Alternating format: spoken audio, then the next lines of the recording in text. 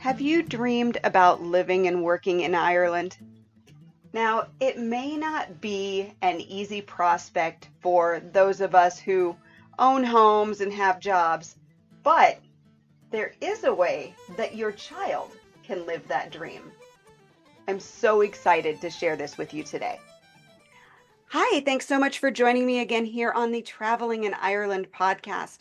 I am super excited to bring you today's guest because this is something that I think is going to be of interest to a lot of us, especially those of us with young adult children.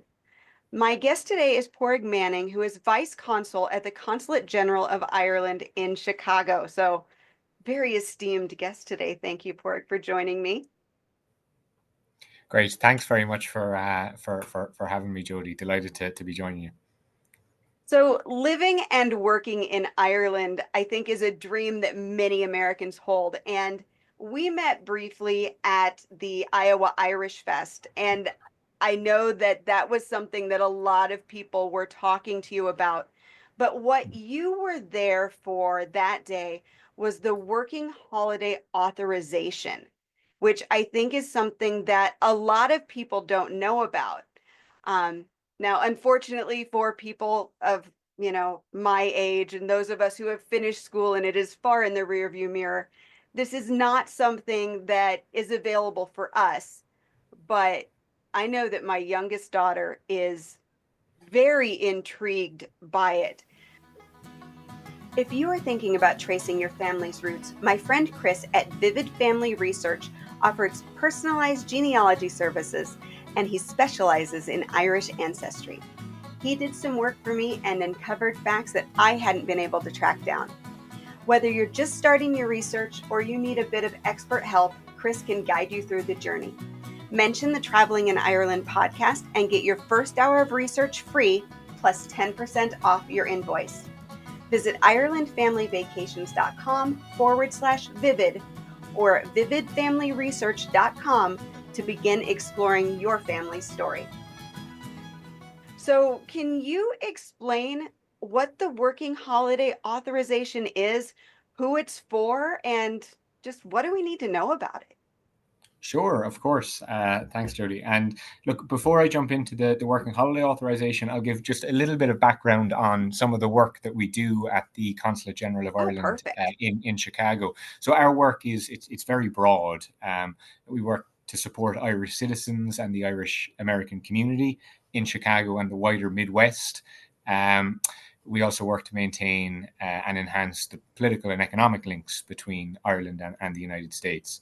And we're also focused on deepening our cultural links. And it's for that reason that I was at the festival that we met at earlier last year. Last summer.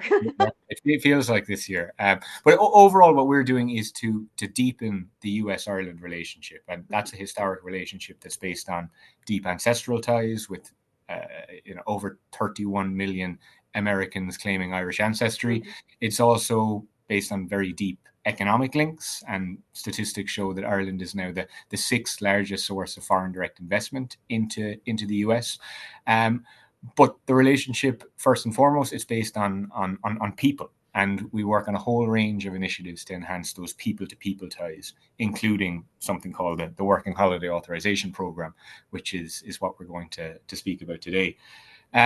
So Ireland has working holiday agreement arrangements with a whole range of different countries, including the United States. And so what the Working Holiday Authorization... Before you go further, what about Canada? Because I know I have a lot of Canadian listeners as well. Is it in place for Canada too?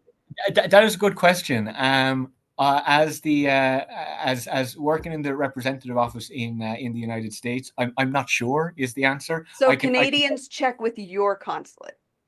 Canadians can check with they can check with any of our offices in Canada. That's the embassy or either of our two consulates.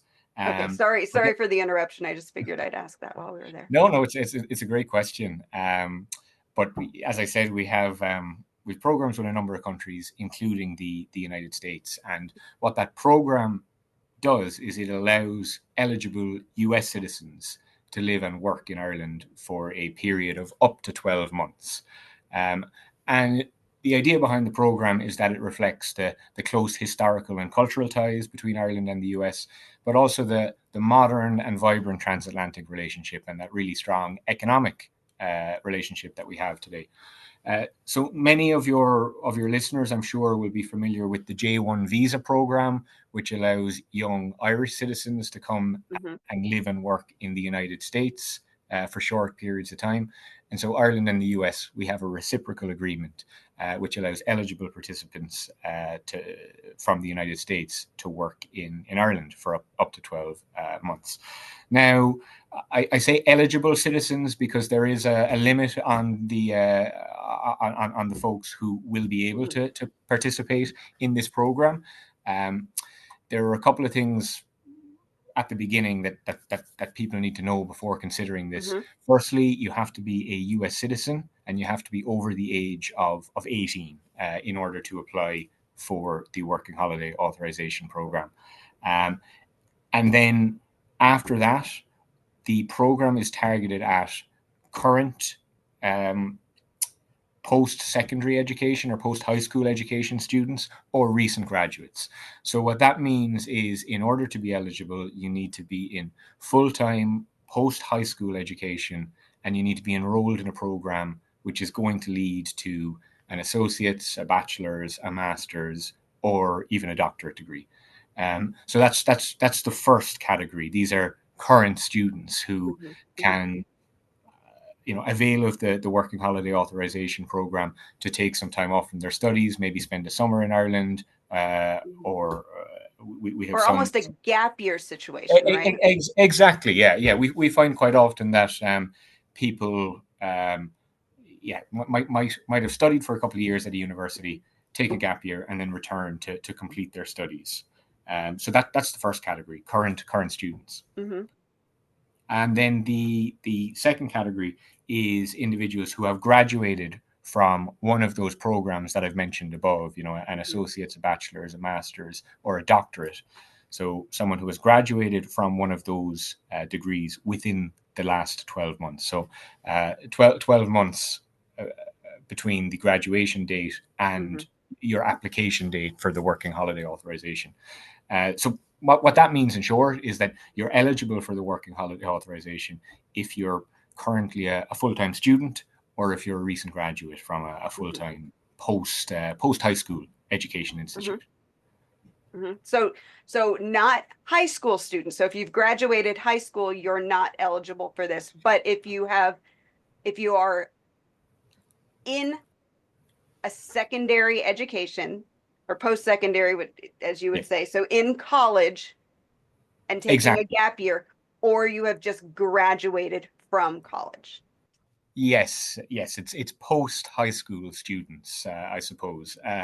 So what that means is you need to be currently enrolled in some Mm-hmm. form of post high school Yeah. full time education. But one of the things that's important to remember about it is, although you do need to be a US citizen over the age of 18 in order to be eligible, there's no upper limit on the age. So traditionally the folks I who could are go enrolled. back to school. In theory, yes. I mean, if you go back to school, you are eligible for the program. But it's an important thing to keep in mind because traditionally, the people who avail of opportunities under the Working Holiday Authorization would be, young US Mm-hmm. citizens who are Mm-hmm. just after finishing college. But it is also available to, as I said, people who have completed a PhD, have completed doctoral studies, Mm-hmm. or Mm-hmm. maybe people who have returned to full time education later in life. There's no upper limit on the age range.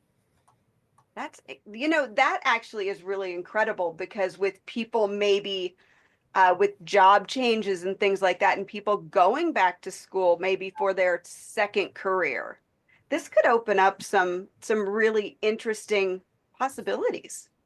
Yeah, certainly, definitely.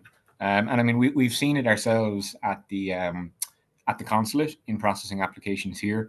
We get a very diverse range of applications from folks, some of whom are Irish Americans who are keen to connect with their ancestral heritage. Others have no link to Ireland beyond wanting to explore. So it really runs the gamut in that sense. So fascinating. So, um, so people apply with the consulate, correct? Yes. So interested candidates in the Midwestern United States Mhm. can apply for a working holiday authorization certificate through the Consulate General of Ireland in Chicago. Now, for any listeners who are outside of the Midwest, um, you would need to contact your local consulate. So we have, along with ourselves, we've got 8 other offices in the United States. Mhm. So no matter where you are, there's somebody near you who will be able to look after you from a working holiday authorization point of view. And then application forms are available on the Consulate General of Ireland's website. That's ireland.ie/Chicago. And applications, they can be submitted Mhm. via email, via mail, or even in person. And we can go from there. And my listeners know that I'll have links available on the website after this. So if you're looking for your local consulate, just click into the show notes and I will have information for you in there so you can find the right person to connect with. Um, so when people are looking at this, maybe I'm going to guess probably the very first question that comes up is, am I limited in what I can do? And what kind of opportunities would I be most likely to find? Sure. Yeah. And certainly, that's a question that we get quite a lot around what kind of work you can do when you're in Ireland.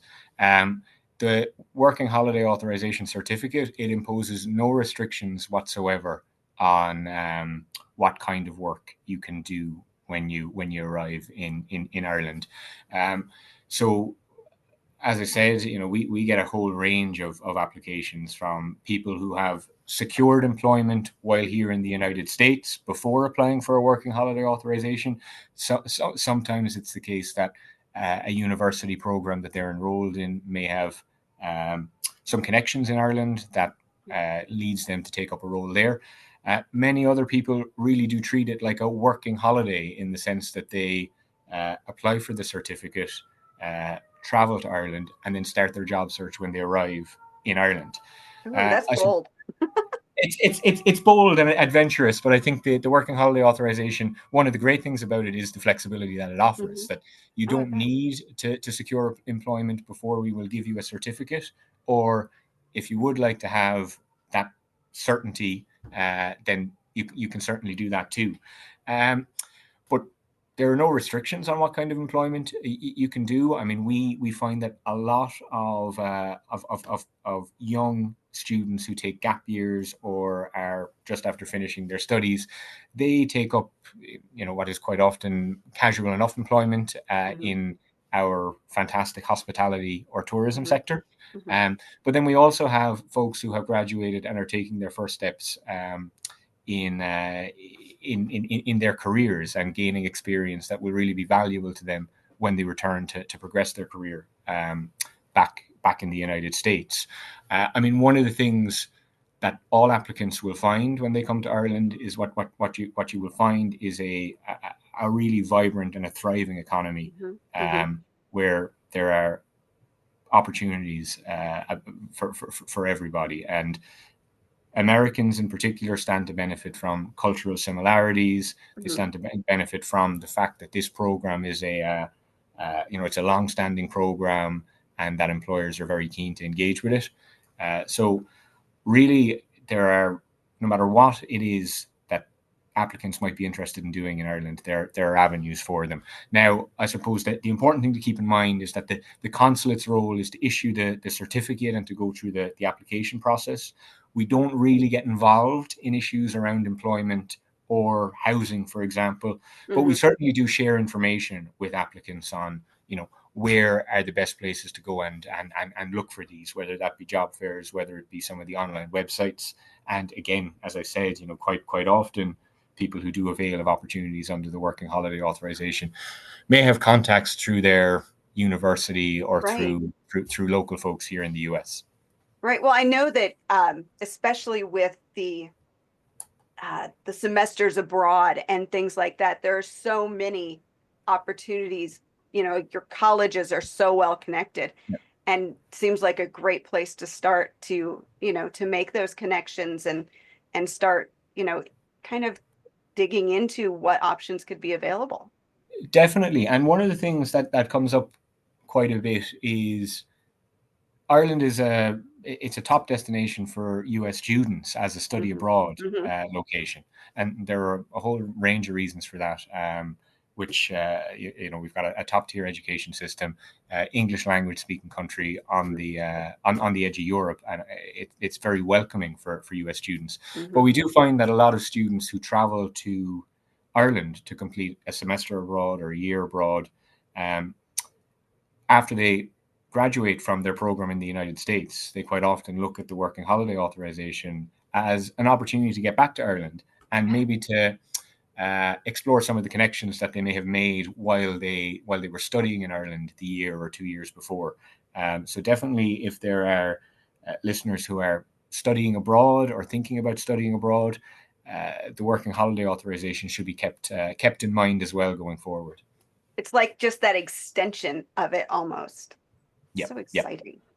So I know the one thing that has to be provided when somebody does the Working Holiday Authorization is that they have to have insurance. Yes. So would this be like a travel insurance policy could cover that, or is there something special they would have Yeah, to look so at? so there are a whole range of documents that need to be submitted. But that being said, I think the application process is quite streamlined in comparison to other more burdensome processes. Mm-hmm. But yeah, on health insurance, what applicants need to do is they need to satisfy the consulate that they have got adequate health insurance for They the won't be entire. a burden on the state, right? Yeah, I suppose it's just to provide evidence that you have health insurance to cover any medical treatment that you Mm-hmm. might require. But and it is the case that many insurance policies, the coverage might be for a limited time only. Mm-hmm. So I think applicants they do need to take care to make sure that whatever travel or health insurance that they have will cover them for the duration of their trip. But it's certainly something that if there's any doubt about policy coverage or issues in that regard, they can certainly engage with the consulate, and we're more than happy to talk to them about it, just to ensure that we can satisfy ourselves that the coverage is for the Mm-hmm. entirety of Mm-hmm. the trip. Are you ready to embark on an unforgettable journey through the enchanting landscapes and vibrant culture of Ireland? You can get expert tips for your Ireland vacation with my free guide, Ireland Vacation Planning Tips for First-Time Visitors. These insights will help you craft an itinerary that enhances your experience without overwhelming you. And by signing up, you'll receive weekly advice and exclusive offers straight to your inbox. To get this, you can visit IrelandFamilyVacations.com/first visit. That's all one word, FIRSTVISIT.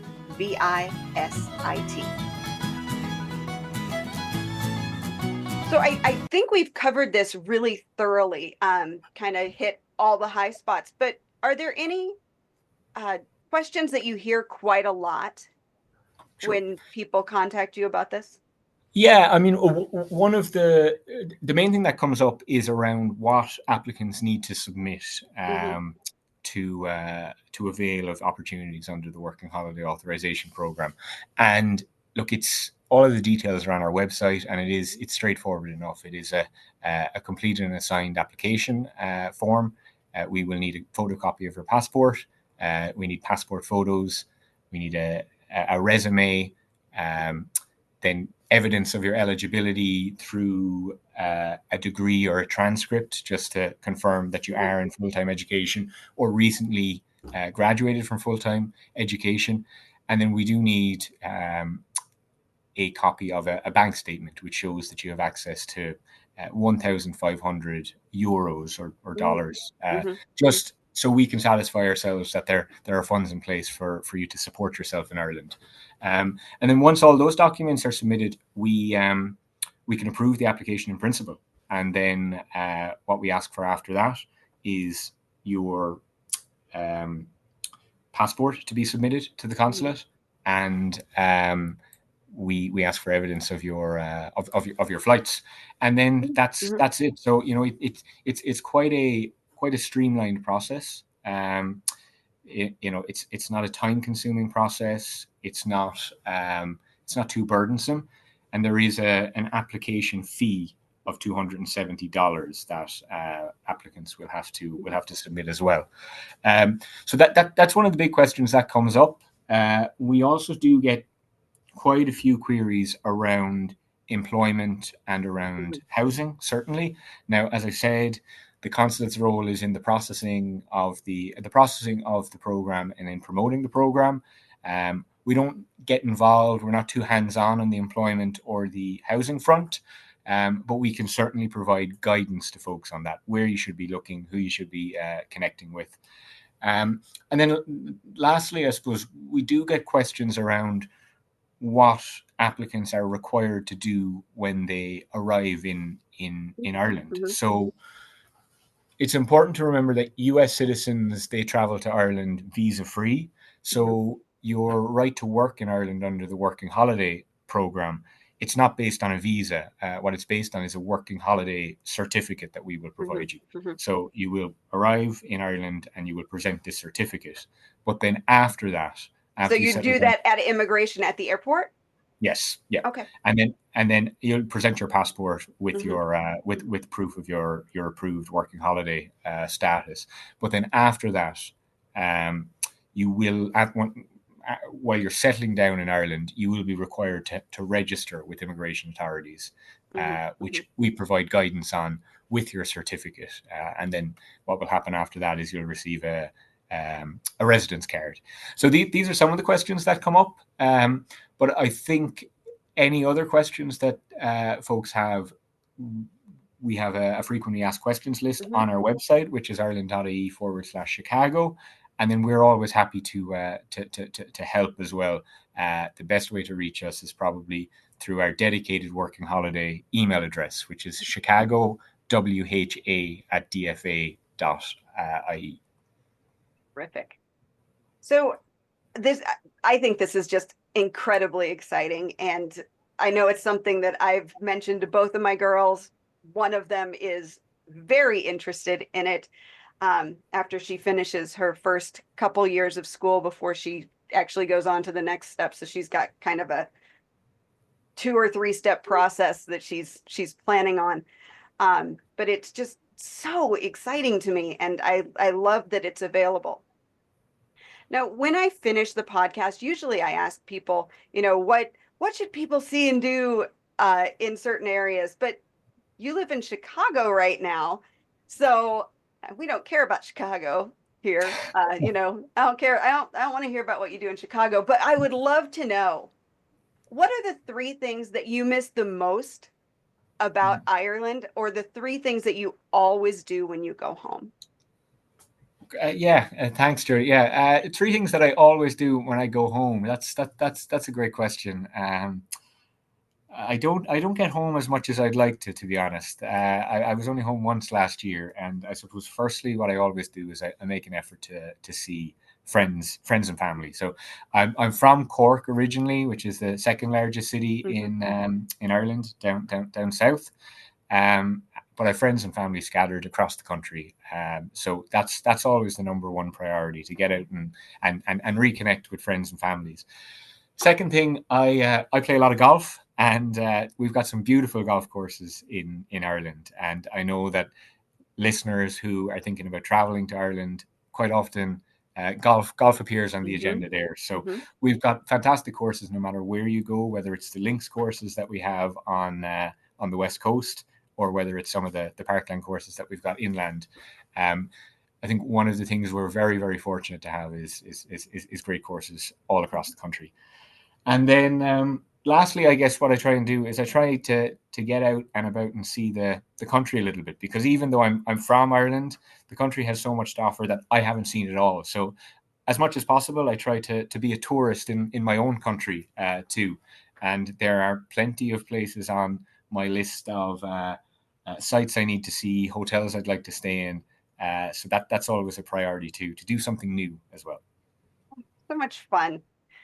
Well, Padraig, I want to thank you so much for joining me today, for sharing this really incredible opportunity for mainly our young people. but I think it's just such a wonderful program, and I loved learning more about it. That's great. Thanks very much, Jody. And look, I just encourage all listeners who are interested to please reach out to us at the consulate, whether it be by connecting with us on social media, sending us an email, or giving us a call, because we're always available, always happy to talk, even if it's the case that you're uncertain about the working holiday authorization or have a few questions. We're always available to give guidance. That's so terrific. Thank you so much. Great. Thanks very much, Jody. Thank you. This episode was so much fun for me to record and learn about, because I always love hearing about the ways that we or our children can explore and take in the advantages of spending time in Ireland. So whether you're thinking about going back to school so you can take advantage of that, or how it might work in your child's life, I really hope that you got as much out of this episode as I did. If you enjoyed the podcast, please leave a 5-star review at Apple Podcasts, Amazon Music, Spotify, or wherever you listen to podcasts. If you can't leave a review on your podcast app, you can visit the Ireland Family Vacations Facebook page and leave a review there, or you can go to Trustpilot at irelandfamilyvacations.com/trust and just say something nice. I would really appreciate it. If you have questions or comments, you can email me, Jody, Jody, at irelandfamilyvacations.com. As always, thank you so much for listening, and until next time, slán go fóill.